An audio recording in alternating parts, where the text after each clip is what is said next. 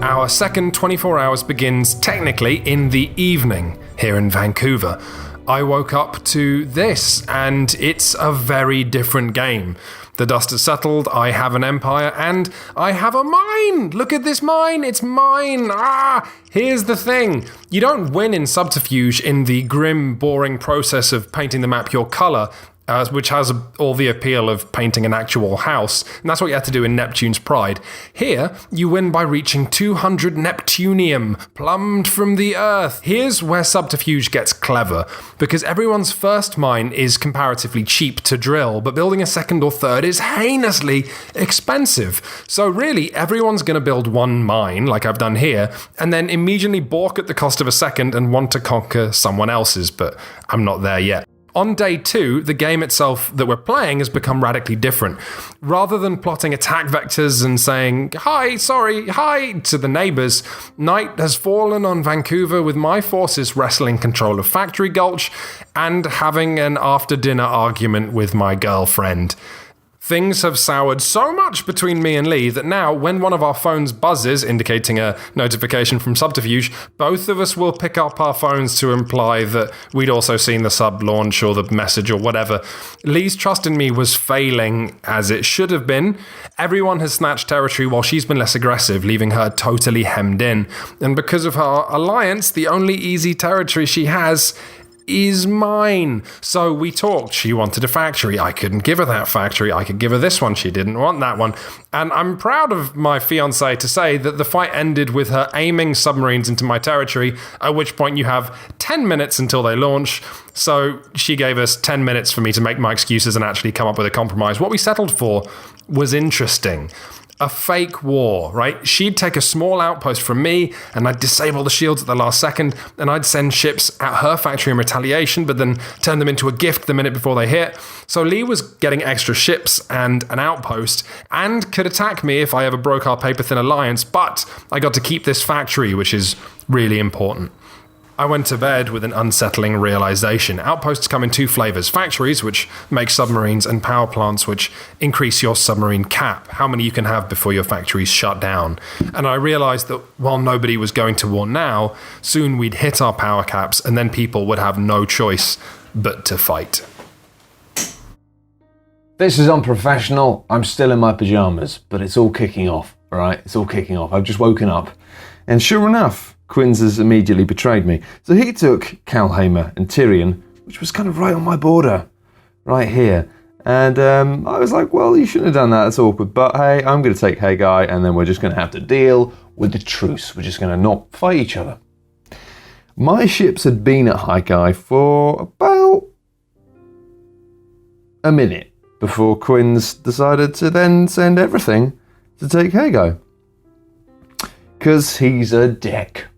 But I'm not going to be beaten that easily. I've decided to send my 26 drillers that were sitting in that factory away. Woo! And I'm sending them away to Kalhamer, which is the place I wanted in the first place. Hello, Joe here. I'm on a walk. Mainly because I need to de-stress. This game is horrible. It makes me scared to check my phone. Because it sends push notifications, but they act the same as text. So I expect to be reading lovely messages from my bevy of friends, and actually what I get are attacks from bastards. It's unpleasant, and it seems to be getting worse. I mean, so yesterday everyone was saying Quinns was suspicious. That was correct, because he's now the most dominant force in this weird underworld sea land. I mean, he's on course to win in 13 days, and I'm sort of feeling quite squeezed out at the moment. Lee's to the north, building up huge forces with saboteurs, who essentially, if she attacks and I send my subs to get her, it just sends them back. So I just have to wait for her to destroy me. I've taken all the wrong places. All my factories are in one area, right next to Nels, who's got like 1,000 men. Not 1,000, but lots. And he's greedily looking at my things. And it's just very stressful. You know, yesterday I said that I was going to bide my time regarding Quinns, see how it all plays out, not do anything rash.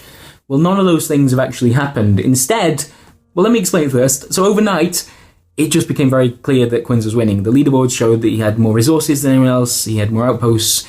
He was starting to pull away from the rest of the group. And also, this morning at least, I thought he was in an alliance with Nels, who is also doing pretty well. I'm since not quite as sure about that. But because I thought about that this morning, some things have happened which are maybe a little bit more drastic than I'd planned. I reached out to Joe and Matt again, but this time in a group chat so everyone could see it, like all three others together talking, and I suggested that we should form an alliance. Because we're playing across 2 time zones, I queued up everything overnight and then woke up and things had changed, but then everyone in the Canadian side of the game are asleep. So we sort of just waited for them to wake up. And Quinns just did, and saw that I, in a sort of mad escape from my own territory, had started trying to take over bits of his. Sent me a very passive-aggressive message, saying that, making him seem either very angry or very sad that I'd broken our vague accord. But that's part of deeper machinations, because me and Chris are now in an alliance. Be nice, be in an alliance, and fuck Quinns. And that was really all we had to bring us together, but it was enough. And because of that conversation, now all three others are attacking Quinns at the same time. I think, actually, this is important to point out. So I trust Joe Scrabbles at the moment. I'm right next to him. We've been talking a lot, and I can see like a lot of the things that he's doing. And I could see that he attacked Quinns at the same time that I did. Oh, here's a car. I'm so paranoid I'm looking at cars like they might like swerve off the road and just run me down now, because they've been hired by people in Canada who are too far away to run me over themselves, the cowards. So yeah, it's all quite stressful. I'm in an alliance. To be honest, I think there's a good chance I'll be dead by tomorrow. So yeah, Subterfuge is just horrible.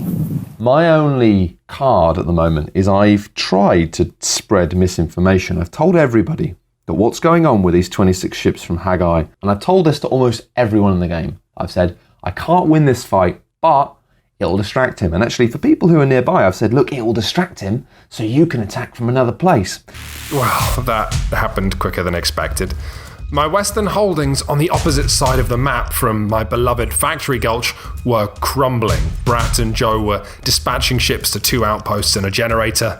In the face of these barbarians, the Quinsian Empire took the only thinkable course of action. I ran away. Well, let's be more accurate. I consolidated. Bases in Subterfuge slowly spin up shields, which you have to break through when you attack. My first step in this battle was to pull my ships back to this outpost, so Brat and Joe would at least have to crash through my shields in 3 different places, losing some subs in the next day towers. And with my subs on escape vectors, that buys me time to figure out what the shit is going on. So I talked to them. Joe said that pressure from his other neighbours was causing him to preemptively wage war with me and snatch my territory to replace stuff he was about to lose. Brat was simpler. He had ships I didn't. He was moving in. Why wouldn't he? Ultimately, this was kind of fine with me, because here's the thing. I'm still the biggest empire in the game, and distances you have to cover in Subterfuge are so ungodly huge that this sea trench here, this gap, getting reinforcements to or from my west takes literal days. I was never going to hang on to it, meaning this land means more to Brat and Joe. Much better that I pull drillers back and expand east, where my territory's a big, lovely jelly clump. So Joe has caused a kind of domino effect here. You could think of it like 3 people trying to get comfortable on a tiny sofa. We're all slowly finding real estate that we consider valuable, attacking what we want, retreating where it's rubbish for us. A bigger problem out east was Matt. See, as I evacuated from Factory Town, he chose to send those ships at my northern factory, next to my mine. And oh look, he's sending another 60 ships in for a total of 100 ships. Shit a biscuit. This is the one he said he wanted from day one, and I couldn't let him have it then, and I definitely can't let him have it now because my mine is now next to it. Oh god. Serenity is Quinns' thing, right? That's his drilling place, his mining place. That's how he makes the points that win the game. So he's not going to let me take that too easily, I don't think. But at the same time, I'm not sure what he can do. We've got a problem though in the fact that me and Joe are working together, but I'm concerned that Nels is working with Quinns. He knows that Quinns is fighting a fight with me. He knows that Quinns is weak, and he knows that Quinns is winning the game, and yet he's decided to send his subs to take Seabass, which is a factory which isn't one of Quinns' and actually is one of Joe's. I sneezed. Sorry. The other thing we've got going on here is I don't really know what my end game is now, because I've bought these kind of amazing radars I've talked about. I can see a huge amount of the map, and for me now, information is my main thing. Information is kind of power. But it's how I share this information is important, because I don't know who I can trust. I don't think I can trust Lee at all, because she shares a border with Quinns, and it's a weak border, and she doesn't seem to be doing anything about it. And she seems to be reinforcing our border, which is worrying. Paul, I think, is okay, but again, he's reinforcing our border. Not too happy about that. He may be working with Lee.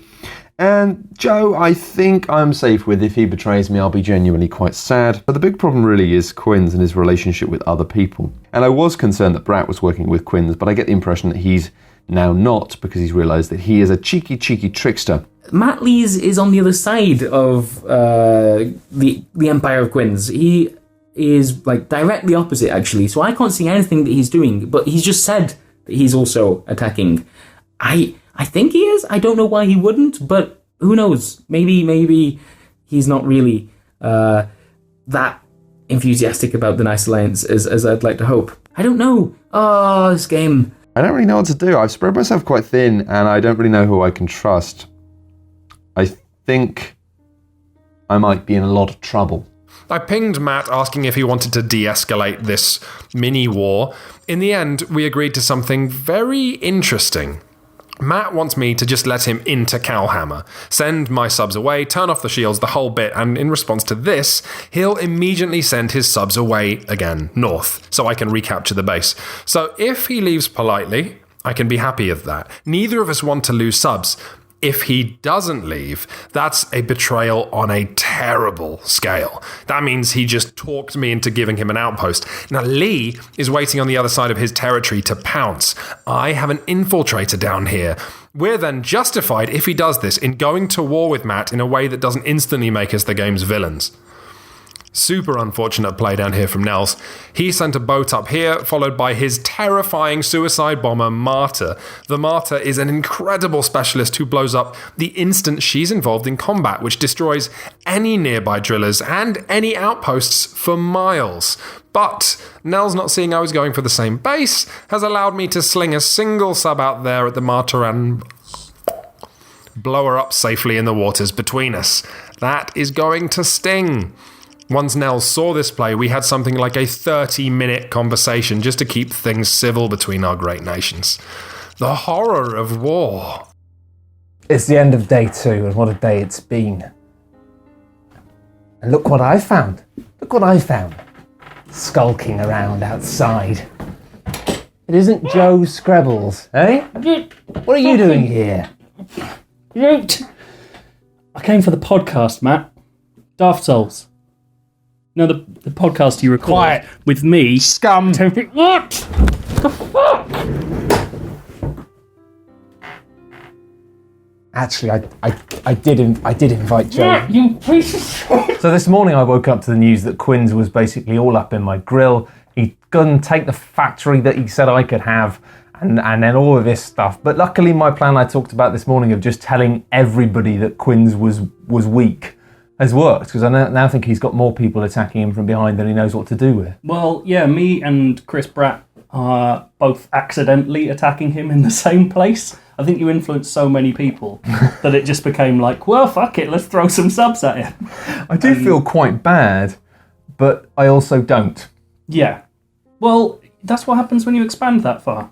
It's just gonna happen. You make yourself, like, you zoom out on that map, and you see someone with a swathe of the entire world. And because the entire world wraps around, he covers. You keep seeing it. You see him you over keep and over seeing again. it again and again and again. Yeah. But it's all right. We've got a secret alliance going on. Me, pretty Joe, secret. Chris Pratt. It's practically a secret. It's almost a secret. Tomorrow we die. Yeah, I'm looking pretty precarious, to be honest. We'll be all right. We'll be all right. Okay. I'll look after you. I'll look after you. Please, Daddy. I've got your back. Make me happy.